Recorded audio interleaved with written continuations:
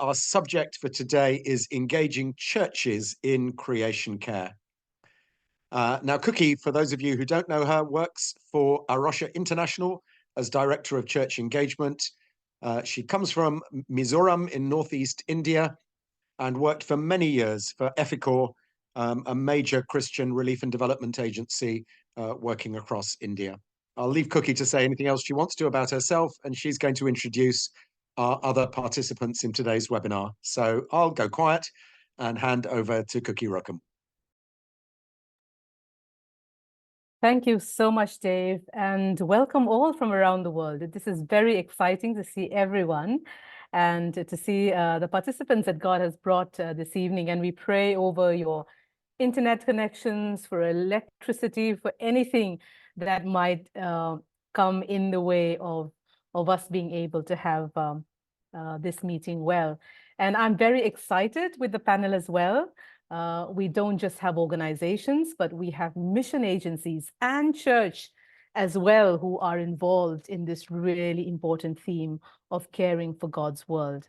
So as Dave has introduced me already, my name is Cookie Rookham, and usually I am based in Mizoram in Northeast India, but today I'm joining you from New Delhi, which is very, very hot.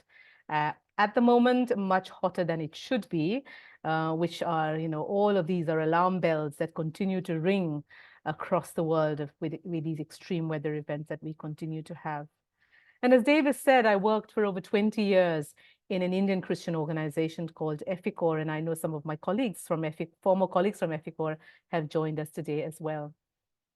And you already know that the topic for today is engaging churches in creation care.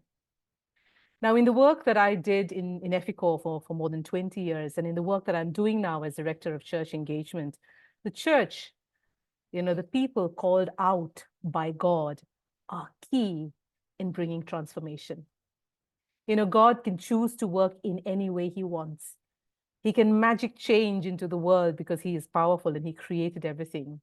But God has chosen his people, the church, to be change makers. Sometimes I think, God could do very well without us, but he uses us, fallible human beings, people who make mistakes, people who want our name to be bigger than his name. He uses us, human beings, who sometimes are so caught up in our organization, who are so caught up in our denomination or our mission that we even forget who we serve. God still chooses to use us. However broken, however imperfect our work is. And in all the work that we did for so many years as a development agency or in the relief work that we did, the most sustainable and the most long-lasting ones have been the ones that we did with the local church. It's the one that was done with local Christians involved. An organization has a life. I don't think there is any organization that we may belong to that is there forever. They have their time period, they have their lifespan. But the one organization that will last forever is the Church of God. It's his church, it's his people. Many years ago in India, there was a lot of persecution of Christians in a particular state in Eastern India. And in my previous organization, I remember we did relief work there.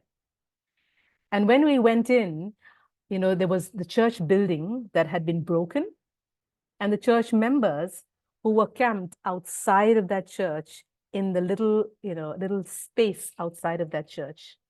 And to me, that was a reflection of who the church is, of what the church is. The church was not the building that was destroyed, but God's people who were camped outside. And perhaps the church was broken, and God's church, his people were hurt, but it was still living and active.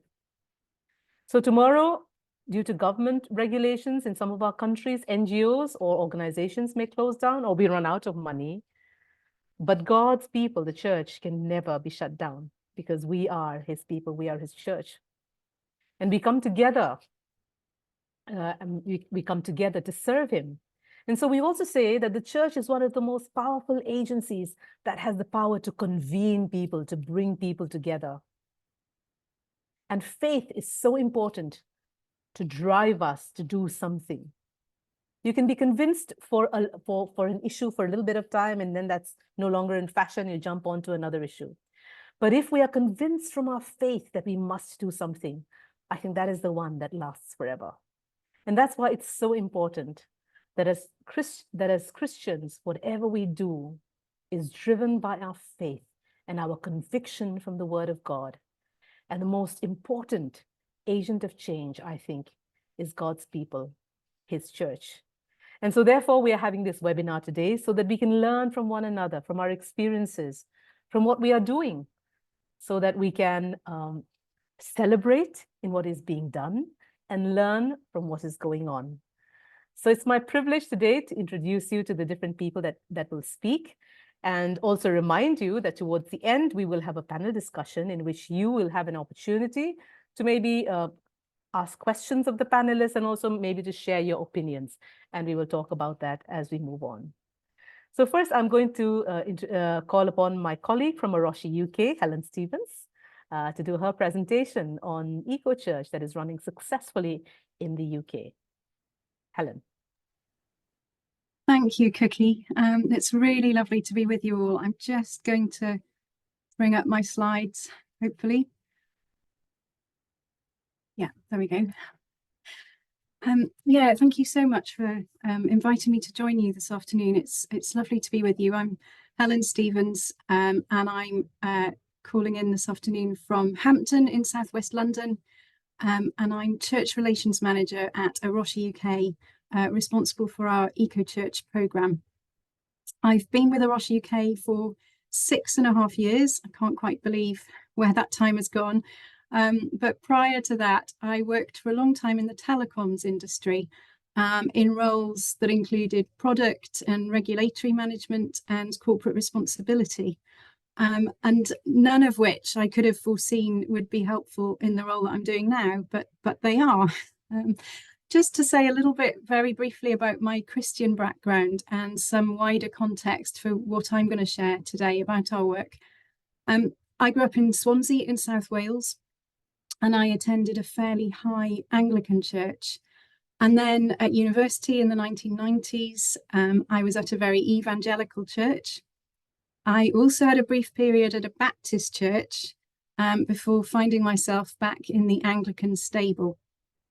And although I've had a lifelong passion for nature and the environment, it wasn't actually until 2005, I think it was, when I attended an Aroshi UK Hope for the Planet conference that Dave was speaking at, that I started to make deeper connections between my Christian faith and my and our wider calling as Christians to care for creation as part of our Christian faith and witness. I don't think mine is an unfamiliar story, but it is beginning to change. And there are now a growing number of churches, certainly in the UK, and I'm sure wider around the world as well, where thinking about, let alone caring for creation, is not just reserved for times of sowing and harvest. There is that natural rhythm to our lives, but is becoming more recognised as part of our mission to the world. So the work of Aroshi UK, now in its 24th year, I think it is, and other organisations like Tear Fund and Christian Aid and CAFOD, as well as key people in some of the major denominations in the UK, has created over many years a strong foundation on which to build as we engage with churches in caring for creation. So I'd like to share a little this afternoon about Eco Church, which is the main way in which we engage with churches through our work at Aroshi UK. Not the only way, but one of the main ways. It was launched in England and Wales in January 2016 as a framework and an award scheme to enable churches to engage practically in caring for creation as an expression of their Christian faith.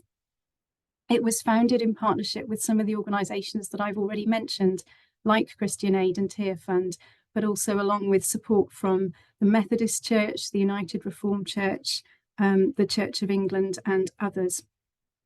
Just to talk very briefly about the nuts and bolts of it, It is an award scheme, and it encourages churches to progress from bronze through to silver and gold. And churches of any denomination can register online and then complete a survey covering 5 key aspects of church life that I'll say a little bit about in a minute, but just to list them: worship and teaching, buildings, land, community and global engagement, and then lifestyle. And the survey can be used as a planning tool so that churches can look at what they're already doing and get points for that towards an award, but as well as identify what more they can do. And then there are lots of resources to support them in what to tackle next. It's deliberately holistic. Churches need to reach bronze in all 5 of those categories, if those categories are applicable to them, to get a bronze award, and so on. And that's to ensure that churches are really embedding creation care into everything that they do, and that they can develop an understanding of the depth of action that's required to tackle climate change and the loss of nature. But while the awards help to measure and celebrate progress and to maintain momentum, they are not the end goal. Really, where we want to go with EcoChurch is to mobilise more and more churches and Christians to care for the earth as part of our everyday work and witness.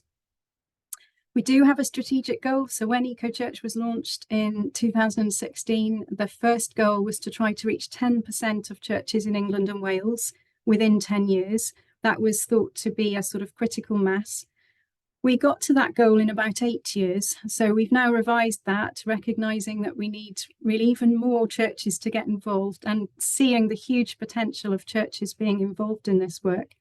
So now we want to reach 25% of churches in England and Wales to be engaged in deliberate and ongoing action to care for nature, practically on their church premises, in the wider community, and in using their voices. And as part of that, the registrations are one thing, but it's at the stage that churches get to an award that we really know that that sort of tangible action is happening. So we're aiming for about 12%, about 10,000 churches to receive at least a bronze award by the end of 2025. Growth has been mostly organic, I think it's fair to say. We can have all the strategy goals that we like, but it's very much dependent on people.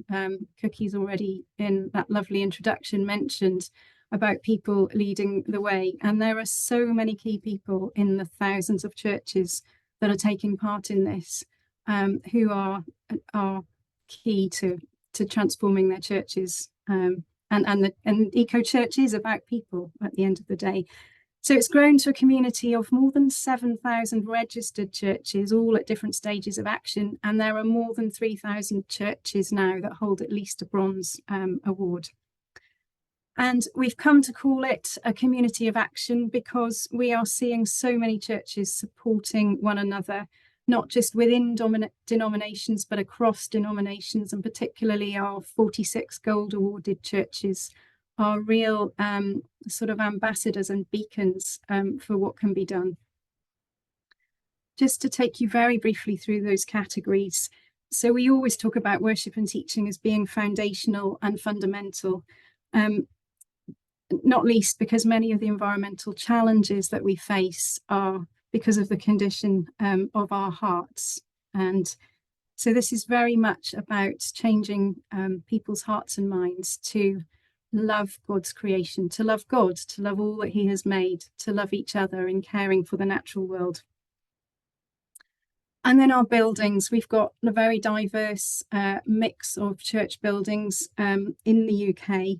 And this whole section is about churches providing very practical responses, measuring their energy, reducing their energy. But we're also increasingly struck by ways in which our church buildings are becoming a sanctuary in the face of climate change and the need for resilience and adaptation. So we're seeing churches open up as warm spaces during the winter months and as offering places of cool sanctuary during some intense summers that we've had here, which I realise don't compare with the heat in many of the parts of the world, but come as a shock to us, used to our sort of once temperate climate. And just to say, perhaps pause very briefly, that the Church of England, along with the Methodist, the United Reformed Churches, have set ambitious targets to reach net zero carbon by 2030, very much tackling that footprint from their buildings and their estate perspective. And so EcoChurch has been cited, certainly in the C of E, Church of England's route map, as a key way of them achieving this, because they recognise the criticality of this hearts and minds engagement. Just to move on swiftly, I'm aware of time. So land is the third section of churches have land, and there's all sorts of rich ways in which they can engage here that can improve biodiversity as well as help to capture carbon on our land. Community and global engagement is the category that's the most about partnership, recognising that the poorest and the most vulnerable worldwide, but also here in the UK, we see it very much, are the ones who are suffering the impact of climate change, lack of access to green spaces, air pollution, a whole host of things. So this is very much about campaigning, partnering with others, local engagement, and a host of other activities. And then finally, there's a section on lifestyle about encouraging us outside of our churches in who we are in our Monday to Sunday lives to change the way in which, to change our eating habits, our purchasing habits, to invest our money wisely in ethical ways, and so on. Just want to highlight very briefly a quick story or a quick insight into St John's Methodist Church up in Settle in the north of England. They got their silver award in 2022, and they initially said, no, we don't have any land, we can't do anything with land. And some of my eagle-eyed colleagues noticed that actually they do have land, albeit that at the time it was 95% tarmacked, as the image on the left shows you. But there were already some green shoots. They found that they had an amazing number of wildflowers, you can't see any here, around the church building itself. And during the pandemic, somebody had set about recording those wildflowers. So with a bit of encouragement, they set out to create a space to encourage their local congregation and the wider community to enjoy. So within 6 months, they had planters, seating, tables from donated wooden pallets. The local primary school green team came to help with planting some lovely native plants, and they decorated the side of the sheds that you can just make out in the background. And they said that as the plants began to grow, so did the interest, with the local play group visiting and a local local dementia group planting sunflower seeds. And they've started to hold services in the garden as well. So they've seen what they previously considered a dead space come alive. They've got a glass cross on the outside of the back of the church, which is a striking visual feature and a focus for prayer. But just what a scene of joy, really. Vegetables, people, nature in the mix, in the middle of a sort of once urbanish plot of land. So there's lots that can be done. Just very, very briefly to share with you some of the challenges that we have faced and continue to face in running a programme of this size. Funding is an ongoing challenge. Also having the capacity to process awards, when we're getting sort of a couple of hundred come in a month, a quarter, and responding to a stream of inquiries, keeping our resources refreshed, scaling the EcoChurch platform, which we're now on the third iteration of, and then also developing our work, wanting to take it forward in new and engaging ways alongside managing the day-to-day. I've already mentioned the route map to net zero. There are things that have changed in the last few years that are both helpful, challenging, and opportunities. And the route map to net zero, so we have EcoChurch targets in there, and we are working in partnership with the Church of England. But against all of this, we're seeing the acceleration of climate change and biodiversity loss. We've seen the IPCC reports, the State of Nature report, and we know that globally the the picture has gotten worse in recent years over the time that we've been running EcoChurch. And we're also seeing cost of living crisis with church resources being stretched on multiple fronts. So, yeah, there are opportunities and certainly challenges in there. So our ongoing challenges, and I will finish in the next minute, is maintaining the integrity of the scheme, I think, and achieving depth as well as breadth. You know, it's lovely to be able to say we've got all these churches registered, but we need to keep encouraging them and helping them to progress. And we see an increasingly diverse church, many different churches in the mix. And then conversely, we also need to ensure that we're ecumenical when the Church of England in particular is such a large denomination. Trying to encourage churches to see the challenge of the biodiversity crisis as well as the climate one, and then continuing to hold hope and project hope, while also speaking truthfully about the size of the challenges that we face. So we're in the middle of revising the EcoChurch survey, which feels like a very challenging thing to do after 9 years or so, when we have thousands of churches that are engaged. So if you ever think of EcoChurch in the UK, please pray that we pitch this at the right level. And we want to mobilise many more churches. And I mentioned our gold churches. We have a Gold Award Holders Forum. But developing too what it means to be a Gold Award church. Contacting those churches that get stuck, that really need encouragement. It's very often down to a couple of individuals to progress this work. We're developing, or definitely with others in partnership, a new survey for theological colleges. We have other area schemes that I haven't got time to talk about now. And we have quarterly prayer forums, which though not, not mass attendance, but are a real way of people who are leading on EcoChurch coming together and encouraging each other and praying for each other. But just to leave you with some encouragement that we hear numerous stories of a fundamental change in awareness and attitude and action by churches, and it certainly takes time. It's happening across many other sectors of society too. So I just leave you with the thought that big change can and does happen, even if we've still a long way to go. Thank you for listening. Thank you so much, Helen. I'm sure we have a lot of questions, and do hold on to those questions because we will take them at the end when we have the panel discussion.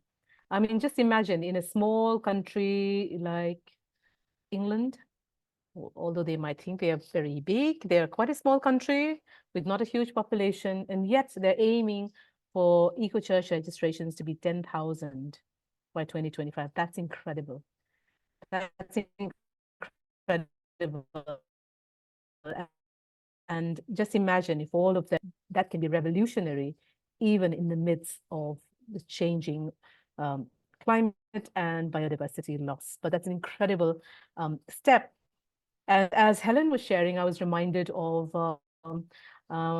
Arusha, New Zealand, who, I attended one of their EcoChurch gatherings, and they had a lovely group of people sharing about the work that they were doing. And there was one lady a church member who didn't have any space, but she had a little balcony. And she said, I felt like God telling me, you have a little balcony, you can do something there. And so she started growing seedlings in little pots in a little balcony in an aerial garden, and she's been sharing seeds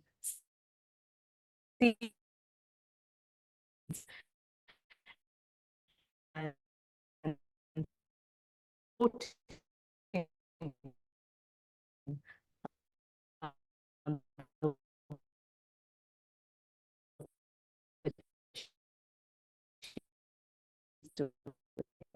so it's incredible, more little steps. So we'll have one classic view of what missionaries did. They go set up churches. Either teachers or they are medical workers. Okay, that in our panel, we have two people from mission agencies, and one is Levi, who is based in the Philippines with OM. Now, Levi's internet is not great, So if anything goes wrong, we will try and step in as quickly as possible. But now I'm going to invite Levy, and I will be sharing the slides for her. Over to you, Levy. Hello, everyone. Can you guys hear me? Yes. Okay, yeah. I was kicked out a couple of times, but yeah. So while you can hear me, I'll make it quick. Okay, so I'm Levy from OM Philippines and East Asia People Care Provider, and I'm advocate for creation care as well. It is my passion. So my husband is a faculty member in OM's International Leadership Development and also works in National Communication and Partnerships.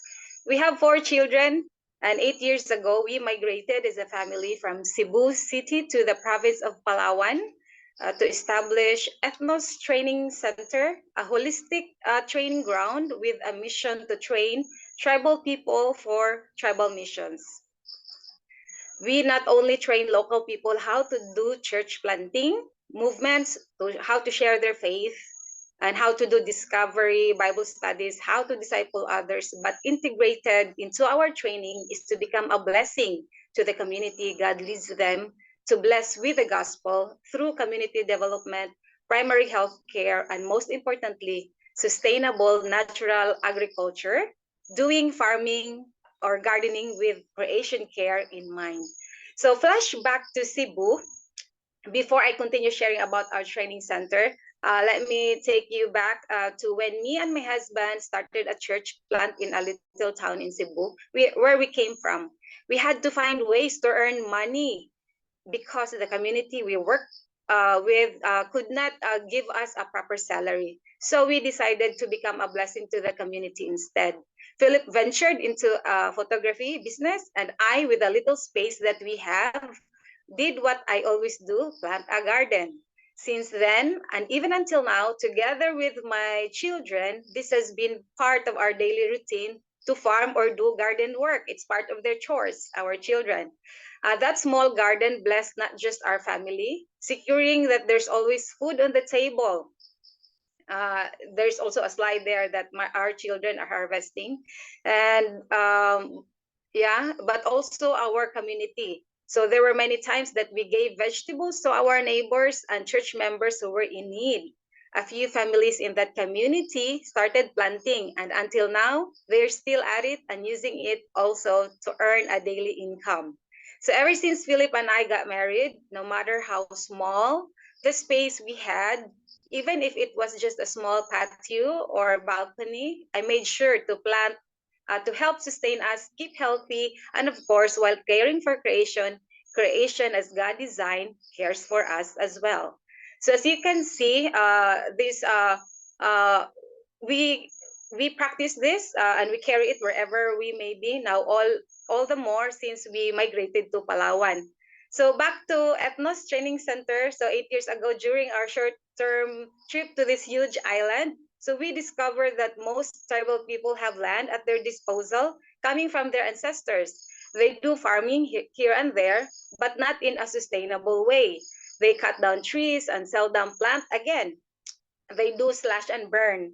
They, like many lowlanders, they've learned to use synthetic chemicals um, as yeah, as fertilizers and pesticides. So this gives a good yield but destroys nature in the process. So we have observed that even with this, they're still very poor and couldn't sustain themselves even with the hectares of land they have. So as you can see, the training center before, it's very bare. And so other than creation care is our passion, of course, because we have an intimate relationship with our creator. Other than that, we'd love to see who graduate our training will be able to experience the abundant life that God promised and become a blessing to their communities. There's a picture there where there are graduates of our last batch in last month. So even if the church won't be able to provide them with money, we'd love to see God's workers well provided through nature. So these students, we have 7. So they are Batak, Tagbano, and Palawan tribes. here in Palawan. Those are the 3 main indigenous tribal people in Palawan. So part of our curriculum is to sustainable agriculture, because it's really hard to to have support from the tribal communities as well. So as a result of the trainings we've conducted in partnership with like-minded organizations, we now have what we call model farmers, sustainable natural farmers who are pastors and missionaries. Some are tribal leaders who are intentionally gardening for their sustenance and also for their community. Yeah, those are our children gardening. So that last March was our first intentional trainers training, so that they can conduct or host the same trainings in their churches and communities, thus multiplying our influence. So there's a slide there. There's like model farmers. So we have about 60 tribal partners, churches, and so we try to multiply our influence through them. So can you, Cookie, can you show the pictures of the model forward, please? Thank you. Is this what you want? Yeah. Those the model farmers. That's me gardening, and then Yes. yeah. So those are our partners whom we train, and so we train them to become trainers as well. So that's what we did last month. So and then following that, so some of the collage pictures of the missionaries and pastors. Yes, so the model farmers group chat where those whom we trained. So we create a group chat where they can share their victories, even like how their vegetables are doing, if it's like they're dying, so but it's okay. So that's where we connect with them. So these tribal people, and they are trying to apply what they have learned. So it's not really it's really hot now. We're experiencing drought as well in Palawan, but look at their gardens. So a lot of them do their gardening together with their church members, young people, students, and community members. So in Deuteronomy 8:18, God has given us the power to produce wealth. So my husband always emphasizes that to our staff. Most of our staff have low support, under-supported. So, but with our many experience, but many years of experiencing God's provision, using the talents, skills, God has already given us the ability and resources that we can use, plus the wisdom that He gives to produce the bounty that supplies what we need. So it's not always about money. We are grateful for people who support us financially as missionaries, but our dependence is on God. So if we use the hands that God has given us, God will bless them, and then we will become a blessing through that as well. So let me quickly share a few slides from our other OM fields who's also doing creation care in their context. So OM Belgium, so they have solar panels, and it's very attractive to neighbors, and energy produced powering internet connections. So that's what our field in OM Belgium does. And also next, Jose has dreams for northern Mozambique. He started a company, and then a good quality food and helping displaced people clean up the city. So that's Jose's dreams for northern Mozambique. So it's also doing creation care there. The last one is Susie from Hong Kong Community Garden. So through as you can see in the picture, so conversations that draw people to Jesus. So they're doing community garden. So that's our quick what we do as with OM. So thank you. Thank you so much, Levy. That was really exciting, and I'm glad your internet worked through that. That's amazing of how holistic we need food. We need to till the land that God has given us, and in that to take care of His world as well, and to give dignity and respect to communities. That's amazing. And yes, wonderful work from OM all over the world as well. Thank you. We now have Laura sharing from BMS, and she's based in Peru. Welcome, Laura. Hello, everyone. I'm going to say good morning from where I am. So my name is Laura Lovering, or Laura Lee Lovering is my full name, but it's a bit long, so Laura is fine. And as Kuki has said, I work for BMS, which stands for the Baptist Mission Society. And that is the international mission arm of the Baptist Union of Great Britain. So I'm from the UK. I'm sort of based in the UK, but I'm not. I live here in Peru, and I've been with the BMS now for a bit over 12 years. I've been in Peru that whole time. I've recently, well, in the last couple of years, I changed role and I relocated in country. And so the role I currently have, yes, I'm a mission worker. I am still classified or categorized as a mission worker because I'm not based in the UK. But my primary role is coordinator for our creation stewardship policy at the level of the organization. So I have a real privilege to be able to connect up with my colleagues doing work all around the world, as well as trying to look at what we're actually doing in the UK, which is where our main office is and where we have probably our greatest concentration of people and infrastructure. But of course, I'm also here in Peru, and there's not a, I don't think there's a really good way of translating what my role is locally, but I call myself a creation stewardship promoter. And because we are a denominational organization, we tend to partner with our brothers and sisters within the Baptist family. So here in Peru, we're partnered with the Peruvian Baptist Convention. And so I tend to work within that family, and kind of presently I work within a regional association here in the north of Peru, an area called Piura. And I work to try and promote creation stewardship in different forms within that association. And basically whatever opportunity I get to share beyond that at higher level, I do what I can. So I should say, I guess for me, my background was as a contaminated land consultant. That was what I did before I came to BMS, and I worked in the UK. And for me, it's very interesting how God works, that 12 years later, I'm working for, of all organizations, a mission organization. I should say, I never imagined I would be working for a mission organization as an environmental person. When I first started thinking about how I wanted to really combine my faith with my passion for how we manage natural resources, how we can live better in God's creation, I always imagined I would go into development work and do it from that way. But God had other ideas, and he pointed me very definitely towards the BMS. And I can definitely say I feel very, very happy, very satisfied to be able to be working alongside also development workers, because we have development workers who are part of the organization, but also what we might call more traditional style mission workers who are church planters and evangelists.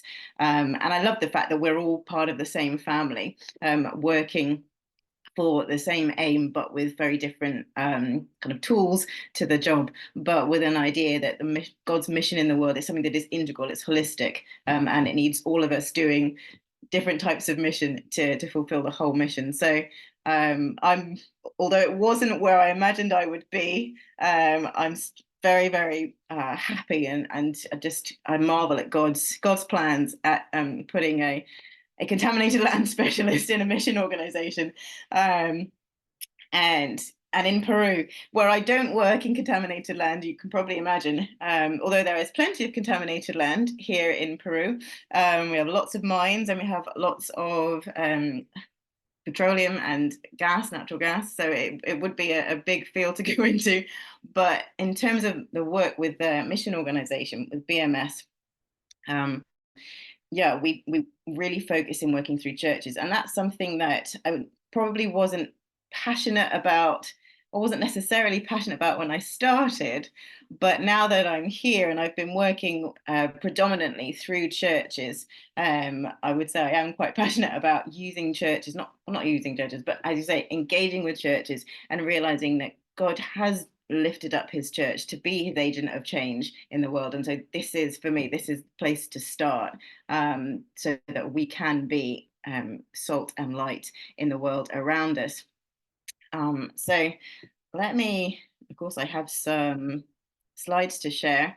So one of the interesting things about the work that I do, there we are, there's me, is that I face kind of both directions. So part of my work is involved with engaging our UK Baptist churches as our sponsors, as our supporters, and trying to find ways to bridge the situation of our partners all around the world who are often facing issues, climate-related issues, environmental-related issues already right now on their doorstep.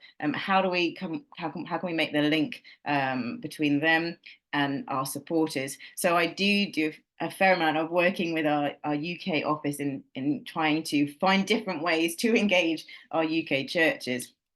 And in the past, we've done that through creating our own materials. There was one called Future Shape that came out quite a long time ago, and that was very popular. And that had downloadable resources and study guides, things like that.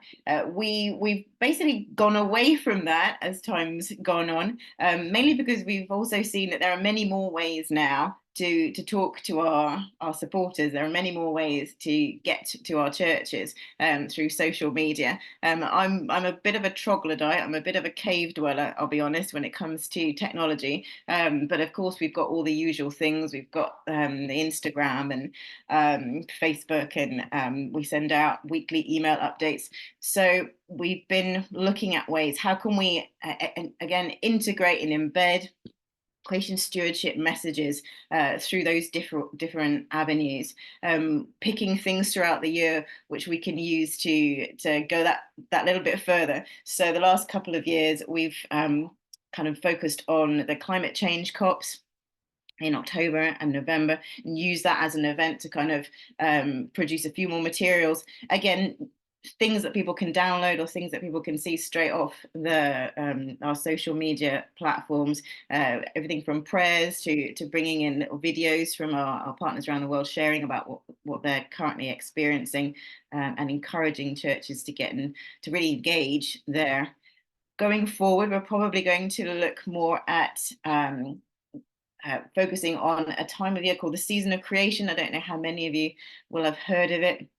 And mainly we've decided we're going to change from the climate change COP to Season of Creation, mainly because I think we all know there's so much information all of the time. As an organization, we're not just pushing creation stewardship, we're a mission, it's development, there's so many different things, and we realized that we were starting to kind of bump against one another, and so we needed to find ways not to be competing and not to overwhelm our supporters with all this different information coming from different topics, different areas. So we want to try and sort of spread things out a bit more.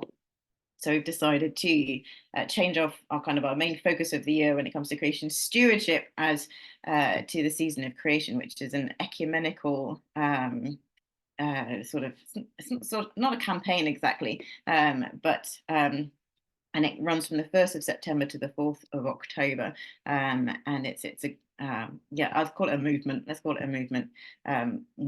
So we're looking at that as now a good platform, a good point in the year when we can again create prayers, create resources that we can send to churches and help them engage with this massive topic of creation stewardship. I should say we've also kind of gone away from using our own or trying to produce so many of our own materials, because it increasingly feels like we're sort of reinventing the wheel. There's lots of really good resources out there already. It's been really excellent to hear from Helen from Arusha. We're big fans. Well, I'm a big fan of the Eco Church as an organization. We had many conversations about what can we do to also promote that through our different platforms. Even tried to have a conversation with our brothers and sisters at the Baptist Union of Great Britain. And as we've seen, other denominations have been able to kind of endorse Eco Church and other resources as a body of churches. Unfortunately, Baptist Church is one of our strength is our independence. So it's a little bit like herding cats, if you know that phrase. So it's not been quite so easy for us to get the whole Baptist Union of the UK to sort of come behind Eco Church.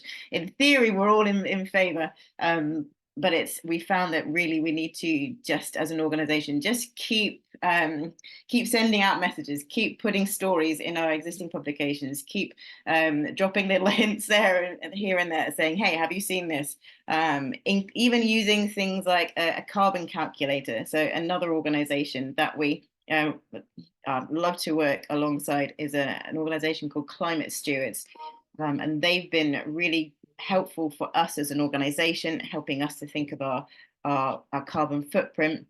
But they also have this thing called a carbon calculator, and so we have that on our website, and we've been again trying to engage our supporters in terms of, you know, if you can't do Eco Church, but maybe you can at least go and visit the carbon calculator. And we found that a lot of people are interested in that. A lot of people go to the website, but not so many people actually use it. So we're still working on what's the best way to engage our supporters and our churches in this area. So that's the UK.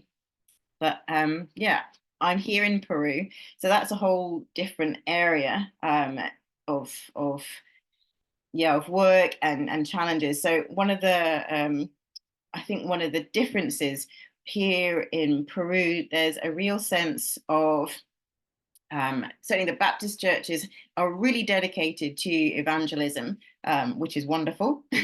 Evangelism and church planting. It's quite inspirational, actually, to see how committed they are and how they are mobilizing their own resources, really, in many instances, to get out there and to be evangelizing and planting churches. But on the flip side, from where I'm coming from, as not being a traditional missionary, I do come up against, I would call it an apprehensiveness. It's not an outright against, but it's definite apprehensiveness that bringing in this new thing that I'm talking about might somehow dilute the message of evangelism. And again, I definitely say there's a bit of a concern that I'm bringing in some sort of a strange liberal theology, that again, there's this apprehensiveness that they're not totally open to the idea of creation stewardship, creation care.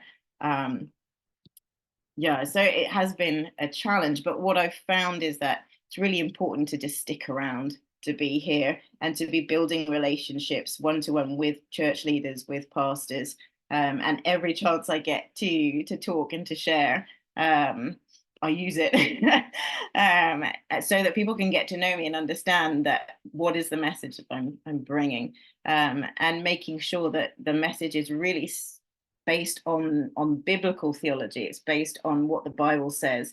It's not based on, you know, what the UN says or the IPCC. Well, that's important. That comes in later. But first, that it's based on what the Bible says, Christ in creation, and also understanding that creation stewardship, because it reaches out to your community, can also be an evangelism tool.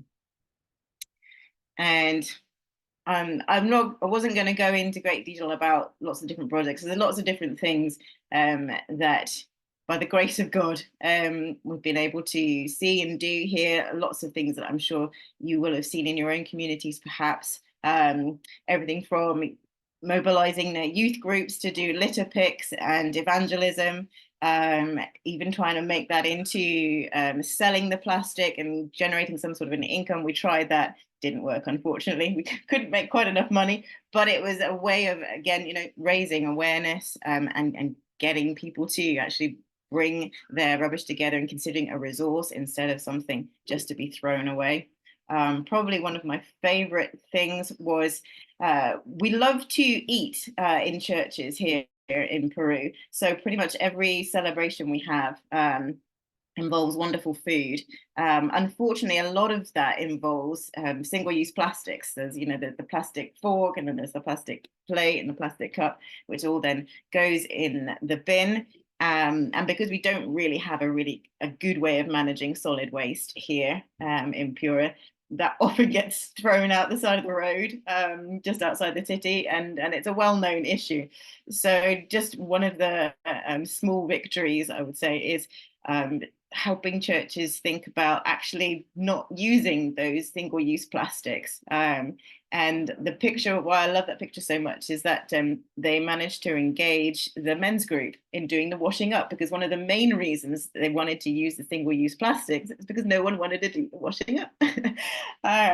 But yeah, they got the men mobilized to see, yes, the men are useful. They can do the washing up, and there they are doing some washing up. So that's an ongoing thing, and these are little things, but there are little ways in which I can see the church is responding to what I'm trying to share with them, what I'm hoping that they will see from God's word. And even things like, again, creating a garden space where before it was just sand, and the church realizing that, wait a minute, why can't we show God's love for creation and our love for God's creation by creating a beautiful space, a green space for the children, which was wonderful, because it was not an idea I came up with. It was an idea that the church definitely came up with. And again, I suppose that's something that I'm always trying to do, trying to be a facilitator more than a project leader, trying to share the word of God and see how they themselves think about how to put it into practice. And they come up with different ideas, which I can then perhaps help facilitate them. And what's the last thing I wanted to share? Yeah, I suppose the thing that I'm really working a lot on right now, the project I'm really working on right now, is a project to do with eco stoves. And eco stoves are basically, as you can see in the picture, they have a chimney and they have a hot plate. It's a more efficient way of using your firewood. And I always try and work through churches. So again, this is a church. There are 2 churches at the moment that have said, yes, we want to do an eco stove project. And what I love about this kind of project is that it really is an integral project. It has so many different benefits, from human health benefits to also natural resource management benefits. And it's a way in which the church can really engage with the material needs and everyday needs of their members, but also something they can share with members of community. So that's something I'm working on at the moment, and I'm really excited by the way that's going, and really excited by the way that the church leaders themselves, they initially just thought, oh, this is a fun social project. But the more time I spend, the more time we spend talking about it and what it means and what it will be for these families, the more they realize, oh no, actually this is actually to do with gospel. This is sharing gospel. It's not just about building stoves, which is great for the families, but this is about sharing gospel. Yeah, so that was everything I wanted to share with you for now. Thank you everyone for listening. I'll hand back. Just jumping in here for Cookie, as her internet was unstable earlier, so just wanted to give her a chance to switch her internet connection. So thank you so much, Laura. I'm Jasmine, who's one of the co-catalysts with Dave on this call with Lausanne.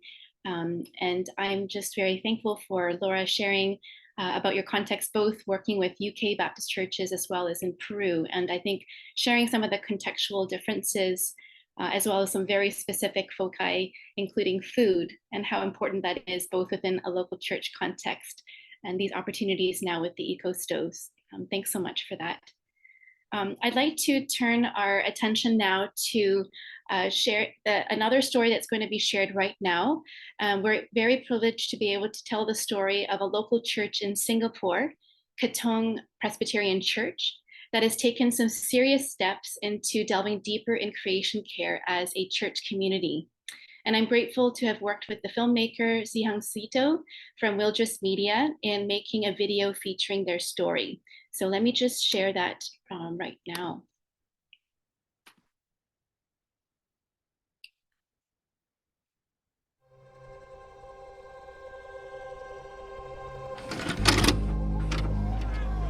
You know, whenever we read the newspaper, whenever we read the media, there will always be some news about climate change, environment degradation.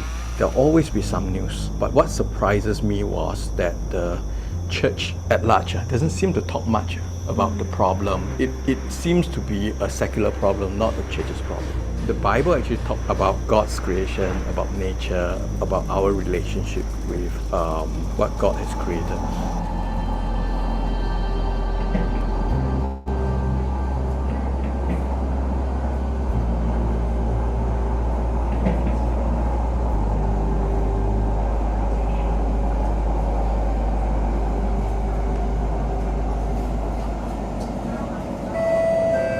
We don't know much about creation care actually when we first started. It's just that there is a gut sense that that in this season, creation care is important for the disciple. Around the year 2010, the leadership already started talking about the need to either rebuild the church or renovate the church. And I remember very early we asked the members, the various ministry leaders, church members to tell us what they want to incorporate into this renovation. Oh, we want a bigger church, a better worship space. I say, bigger for what?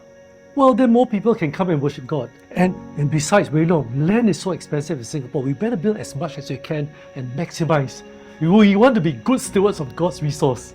It's not wrong, right? But at the same time, we also realized that there was no depth to this kind of thinking about the future of the church. So that was the point where we realized we have to slow down the project, the physical project itself. We both know that actually, apart from the hardware, the software is what we want to change. Building community. And through the process of working on the physical building, the brick and mortar building, that process should be a process of building up our people. So for Dinner and Dialogues, we figured that to bring community together is the best place where you can help people internalize these values.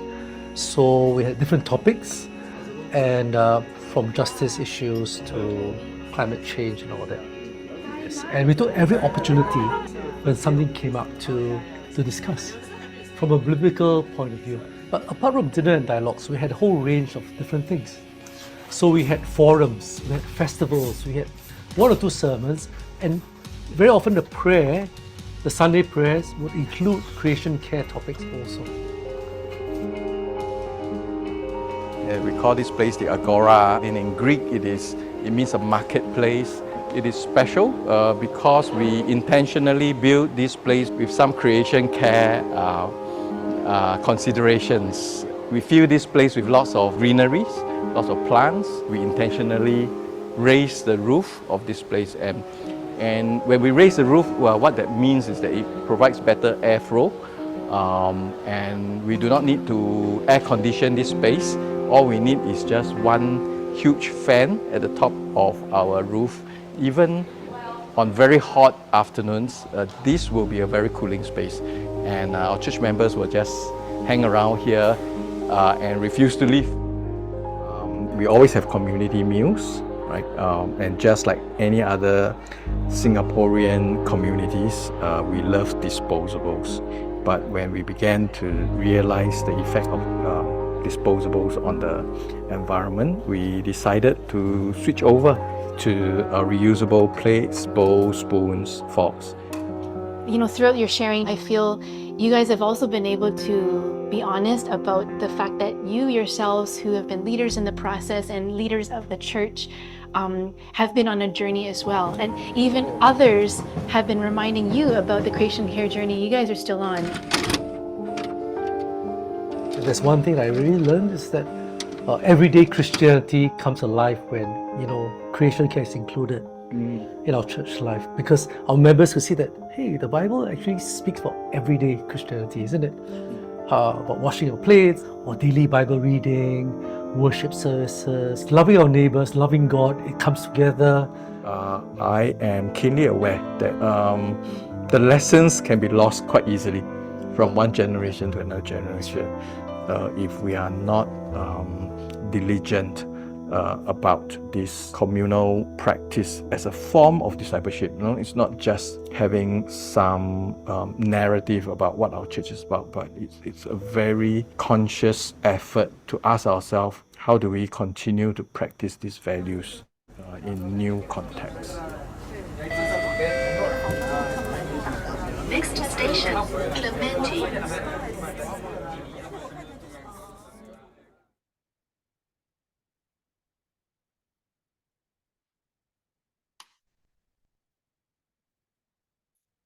We are very encouraged by the example of Katong Presbyterian Church, and we pray that their story can inspire other local churches around the world to engage more deeply in creation care. We are really excited to have Pastor Koyong, who is the senior pastor of KPC, joining us now on the panel, along with Helen, Levy, and Laura Lee. I'll just turn the time back over to Cookie first. Thank you so much. First of all, I want to say how excited I feel, because yeah, these are the things that we all dreamed of, that we would have mission organizations involved, clued on, churches working together, all across different denominations, and creation care as part of our Christian discipleship, not an option that comes an extra or additional or some other organization does to our church, but something that is part of our worship of God. And perhaps if Katong Presbyterian Church was in the UK and part of Eco Church, they probably will be a gold or a platinum member. So well done. What incredible examples of, at the community level of producing food, and of dealing with waste, and of honoring God through all of those things, and even in our worship and in our teaching. And I think that's really important, because some of us feel that, well, we tick the boxes, we use this, we don't use disposables, and therefore, done and dusted. No, is it part of our worship? Is it part of the songs we sing? And I would love for more songs to be sung about worshiping God as creator. A lot of our theologies are drawn from our worship and our singing. And so, I hope that there are lots more of that coming. I will stop talking, but we will have the panel as, those who have spoken. We have Helen, Laura, Lee, and Levy, and of course, Pastor Ko Yung Lam from Singapore. And I will open the floor for questions. So if you have questions, I think the best possible way is to just put it in chat, and Jasmine will pick it up and alert.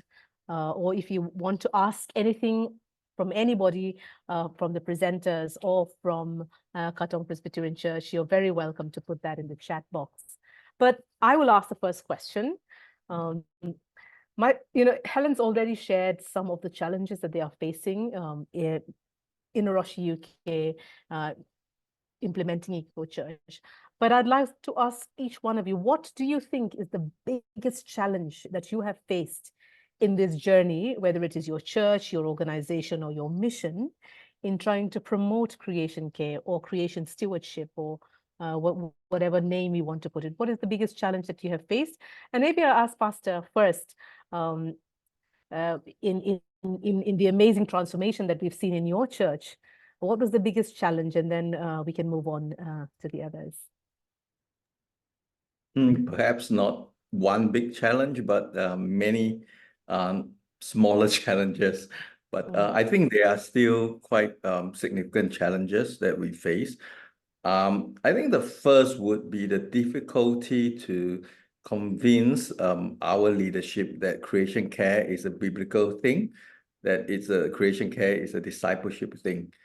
I think the issue is because in the last 10 years, or perhaps even 20 years, creation care was not dealt with at the seminary level, at the theological education level. So my fellow pastors, including myself, we do not learn about creation care in the schools that we go to.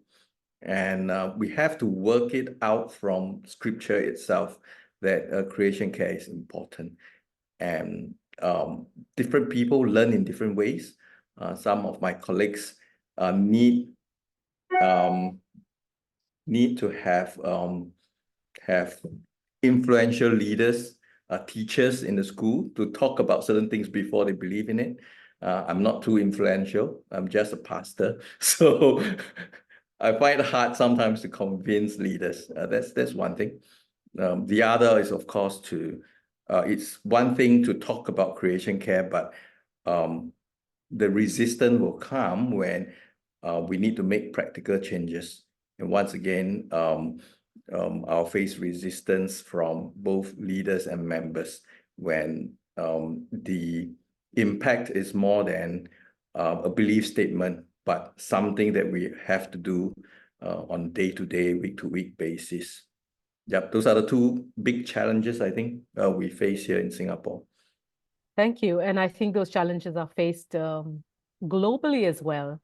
So really important points, and I'll just repeat, it's the teaching. Our church leaders need to be taught. You need to be a big influencer as well, a powerful person in the church to be able to effect change. And the challenge comes when you are going to do the practical changes as well. So thank you so much. Well, I can see Laura on my screen because she's been spotlighted. Laura, what would you like to share?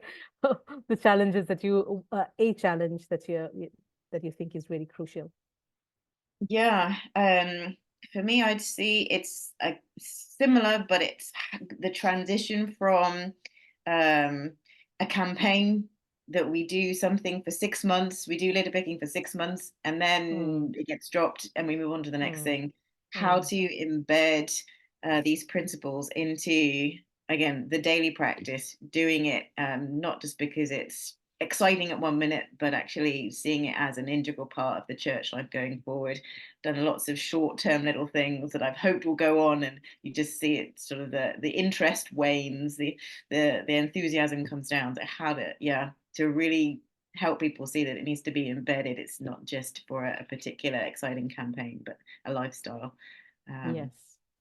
Yeah, and everything else that the pastor just said. Yes, and I think all of those challenges stem from what Pastor has shared about, if it were taught at seminaries, if it were part of a Christian discipleship, it's a thing that you do every day, and not something fashionable that you do, while you're in the groove or while you're in it, but something that you do. Levy has her internet working. So Levy, what are the challenges that you face as you work in your community or as you try and teach Indigenous communities particularly?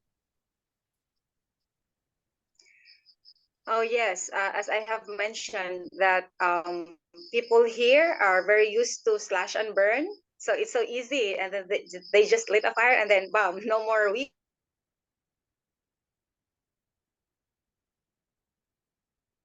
Convince the tribal people that slash and burning is really not good for the environment, and yet it's their way of life. They've been doing it for how many years.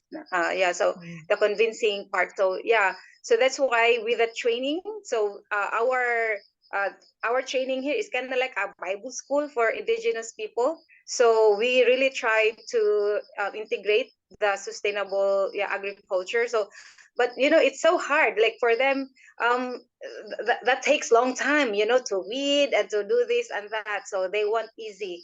So that's why in our training, so we have to let them know, God is our #1 farmer.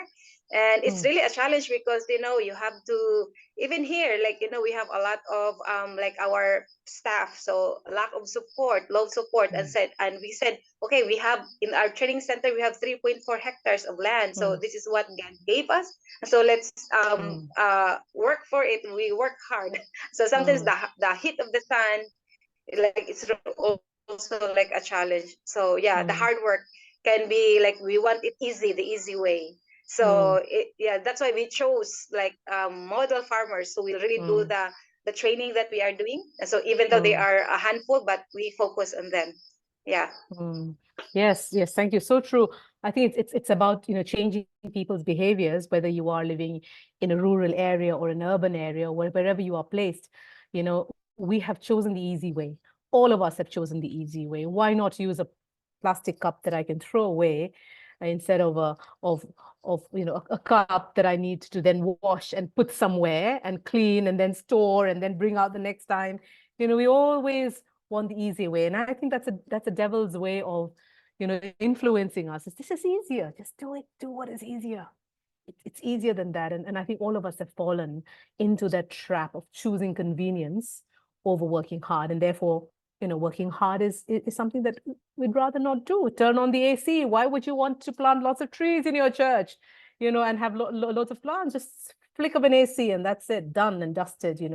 You've got a comfortable room instead of all the effort that goes into it. Yes, thank you so much. Helen, you did share some challenges, but I'm sure there's something that you'd like to highlight or point out, and just for our information and knowledge.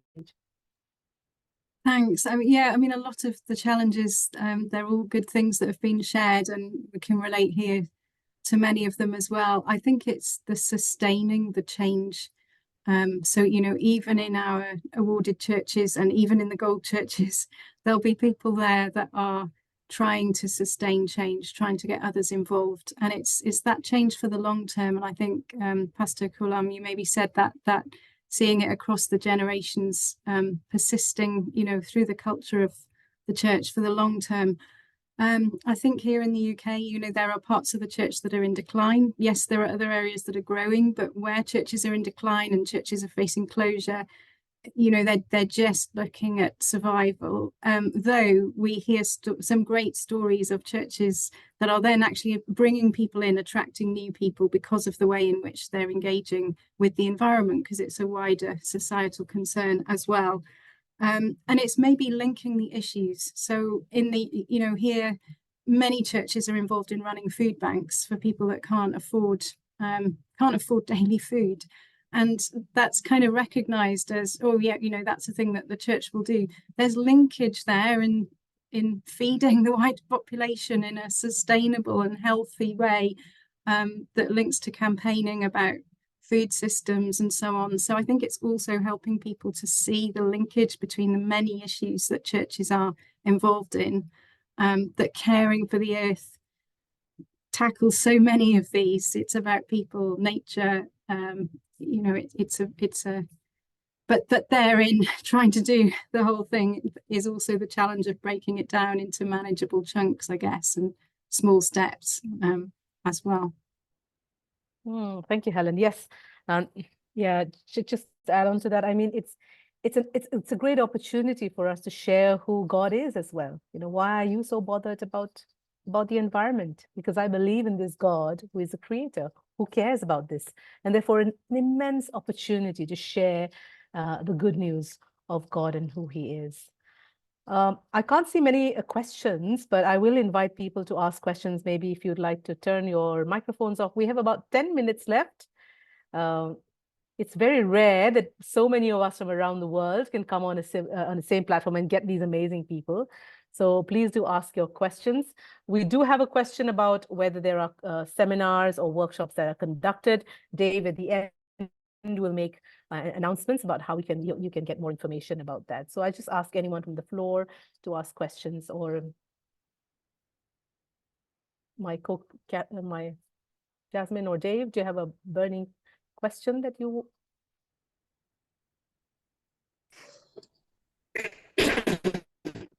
Okay. Nripen, we can hardly hear you. If you want to put it in chat. Thank you very much for this. Hello. Hello, do you hear me? Nripenda, your internet is very bad. Can you type it in? Yeah, do you hear me now? Yes. Yeah. Yeah, this is a very important topics that church engagement in creation care, and without church involvement, I think creation care won't be sustained. Because what you have said in the very beginning, that yeah, all the organizations will one day they will be finished, but church will remain. So it is the responsibility of the churches, and church is the people who. So it is our responsibility. And the question you have asked at the very beginning, it was also my question. So that what are the challenges you are facing in framework with the culture? Thank you very much for the success of what you are implementing. What is the success rate?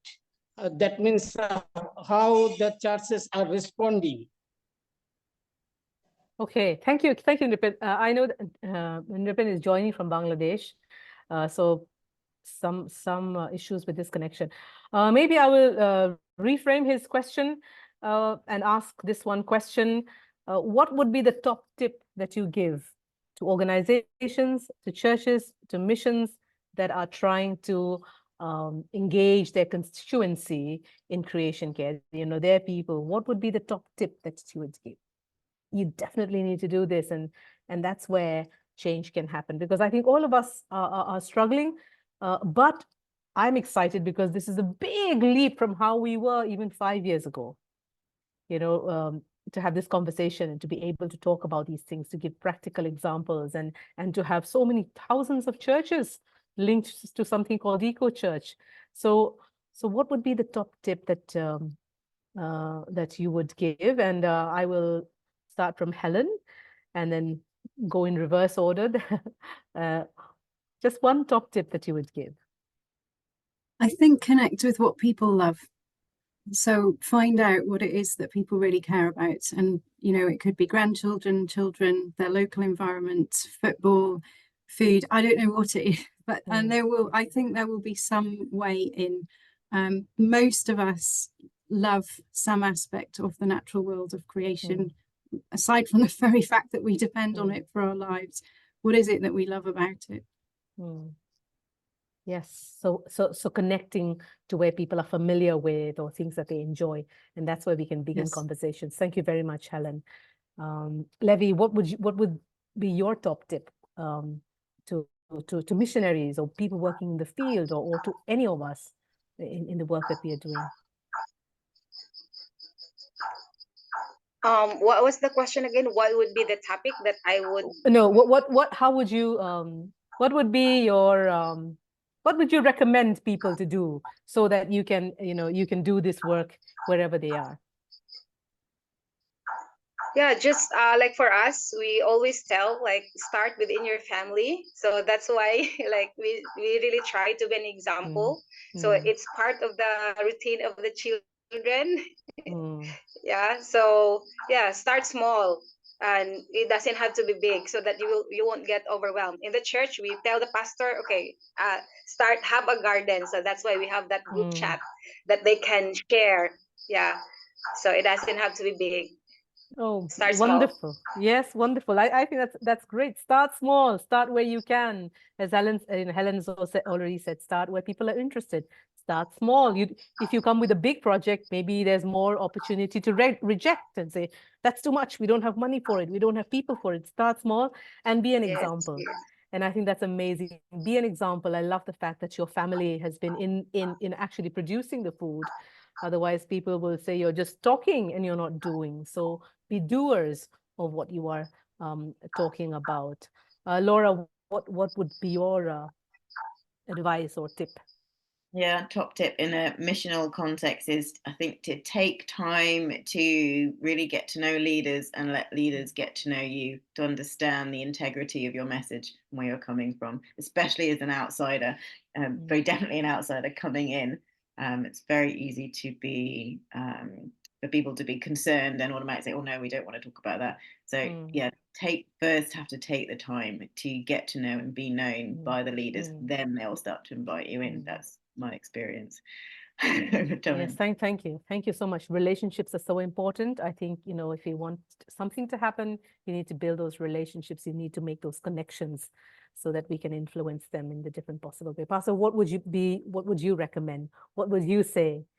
I'll suggest that get yourself to become part of a community of practice. And very often, you may not be able to find many like-minded people within the same church. And you need to look outside your church for people who have the same passion and form a community of practice. And right here in Singapore, we do have a community of practice comprising of about 30 passionate people, Christians from different churches. And that's how we fight disappointment, discouragements, by just spending time with people who understand what we believe in. Wonderful. That's amazing. You know, I love the fact that we can come together in communities of practice, you know, learn from one another. What were the mistakes you made, you know? What were the challenges that you faced? What was the thing that was really hard, and how can we learn from one another? So that's really wonderful to come together as people who practice, and so that we can talk together and enhance our learning and even deepen our understanding of God, and just encourage one another along the way. As a Rocha International, we are also keen to start communities of practice of those who are involved in church engagement.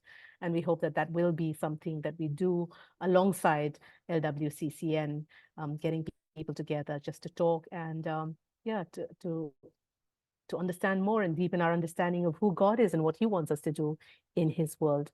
So I would just want to thank the panelists so much. Pastor and Laura Lee and Levi and Helen, thank you for what you shared. Thank you for your experiences and for willing to share what God has been doing in and through your church, your organization and mission. As I said before, this is really exciting for me, because when I was at Bible college, we just learned that creation care can be a part of mission, and some organizations are doing it. But here we are saying this is core to God's mission. This is who God is, and we are part of God's mission. The church is the only sustainable agent of change, the one that God has called.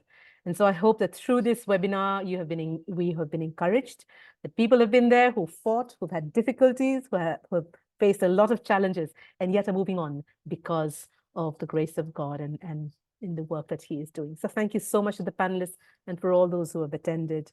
And now I'll hand over to Dave Bookless, the co-catalyst for LWCCN Creation Care Network, so that, yes, he can tell us exciting things about what's going to happen next, what will happen in the future, and future gatherings. Over to you, Dave. Thanks so much, Cookie, and thank you for the way that you've chaired this gathering. I'm just going to very briefly sum up a few of the things that are already in the chat. I don't think I introduced myself at the beginning. Cookie's mentioned I'm one of the Lausanne catalysts for creation care. I work closely with Jasmine, who you've heard from on this call, based in the Philippines. And we have a brand new catalyst for creation care, Benita, based in Guatemala, who I'm sure you'll be meeting online before very long.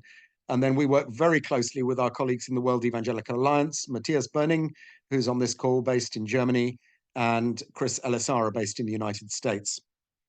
And the next of these quarterly webinars will be led by Chris Elisara.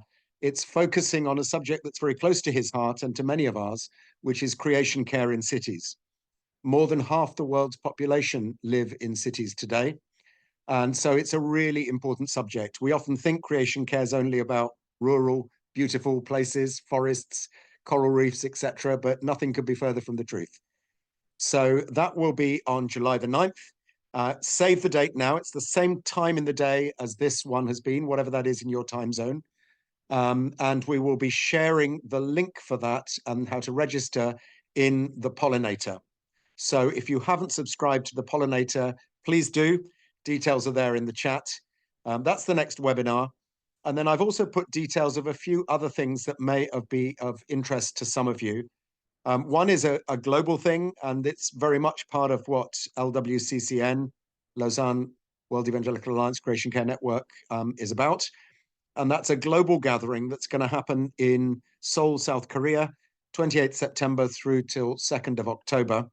It's following immediately after the Lausanne Global Congress in South Korea, which is a huge gathering of about 5,000 people in person. And we thought we'd take the opportunity for those who are gathered physically, plus those who can join us online, to really review the state of creation care globally. So we're going to collect stories. Some of the ones that we've heard today will be brilliant. We're going to collect stories from around the world about what's happening in creation care. How is progress? Is it moving forwards in every context? Is it struggling more in some places than others? What are the big issues?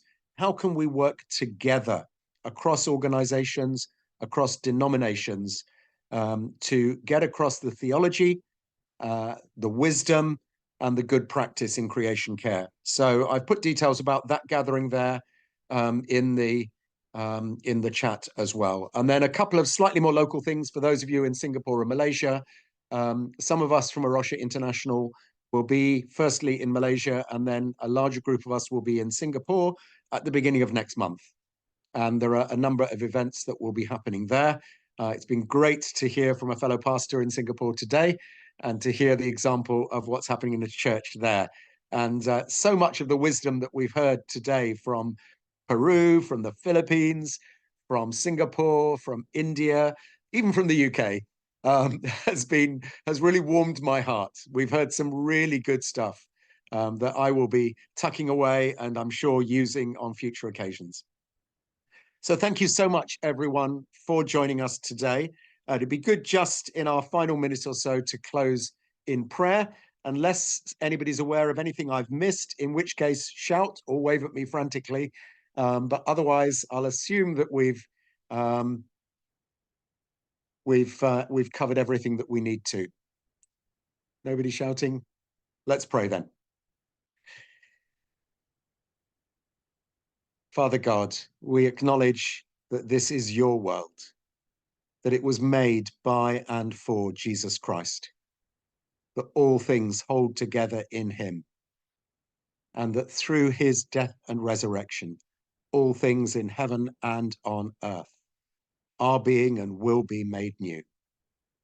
And Lord, you call us as your disciples to be the body of Christ, Christ who is also the Lord of creation. Help us, Lord, to work that out in our very different contexts, what it means to be disciples of Jesus, to be the body of Christ in caring for your world and pointing to the Lordship of Jesus. Bless us each, Lord, this morning, this afternoon, this evening, wherever we are, and be with us. For Jesus' sake, amen.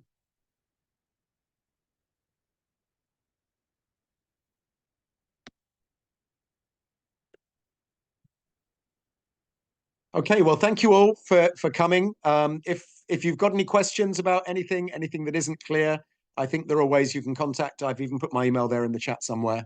Although I don't always respond instantly, I will try and respond.